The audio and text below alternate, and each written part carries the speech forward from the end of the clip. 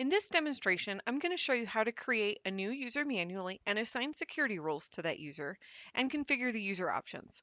We'll also take a quick look at the import process and I'll show you how to create a user group. Let's get started by creating a new user. I'm going to navigate over to System Administration and then I'll click on the Manage Users tile. This opens up the Users page. Next, I'll click the new icon to create a new user. I'll need to type in a user ID. For my example, I'm going to be creating Arnie, so his user ID will be Arnie. Then in the username, I'll type out his full name. The provider will need to be populated, and by default, this will be updated automatically. Next, you'll need to enter in the email address for your worker. This needs to be the exact email address that's associated in your Azure Active Directory.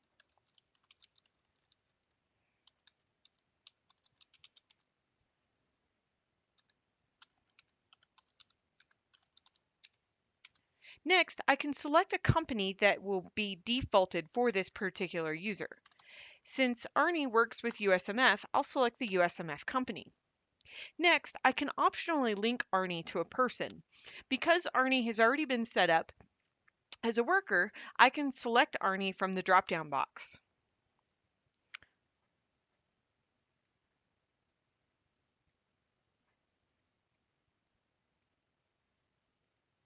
And then I'll click Select. By default, when you're creating a new user, it will be enabled.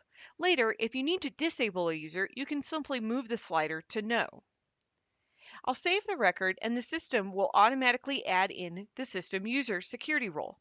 I can add some additional roles to this user by clicking Assign Roles.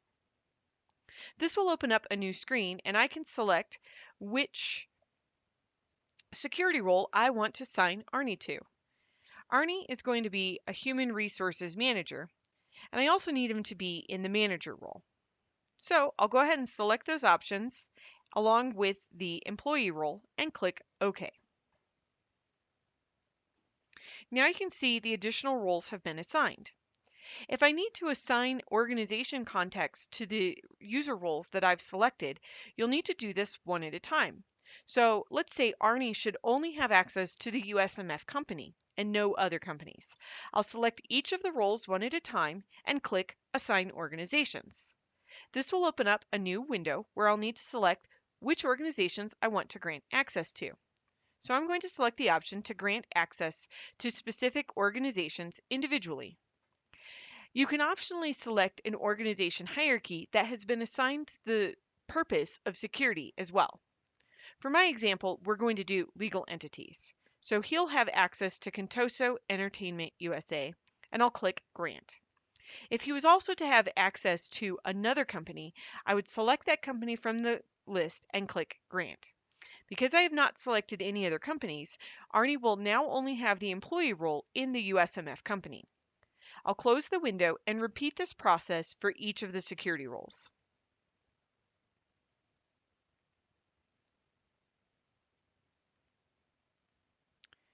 Now I've completed the process for the Human Resources Manager, and I'll repeat it for the Manager role by clicking Assign Organizations and clicking Grant. I'll do this for the System User role as well.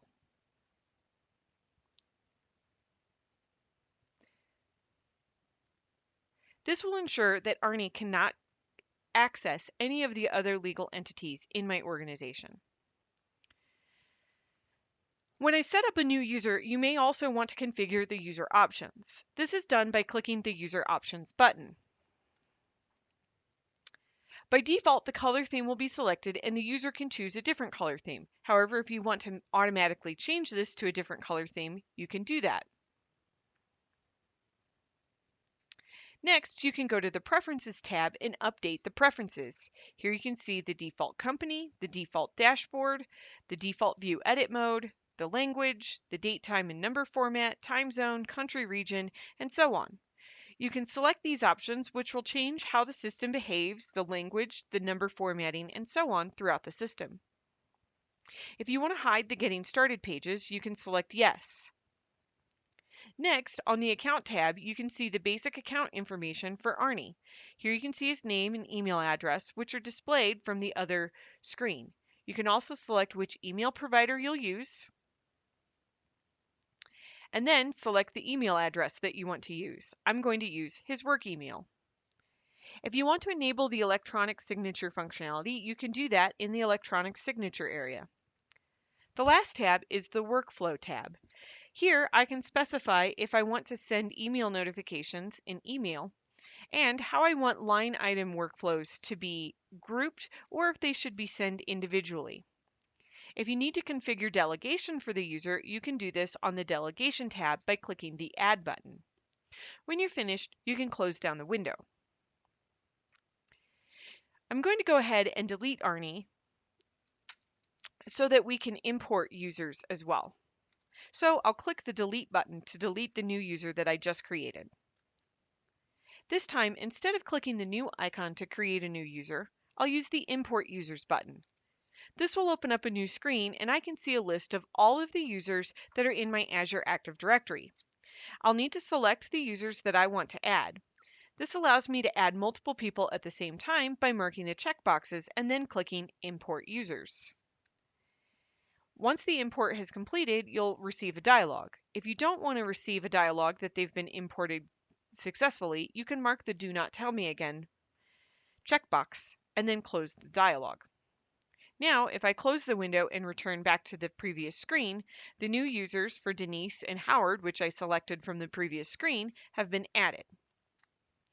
I can maintain the information about them by using the User Options button, and so on. Next, let's take a quick look at how to set up user groups. I'm going to switch over to the Links tab of my workspace, and then I will navigate to User Groups. User groups are logical groups of users that you can use for workflow or other related features throughout the system. You can create a new group by clicking the new icon and typing in a unique name. I'm going to create one called Benefit Approvers.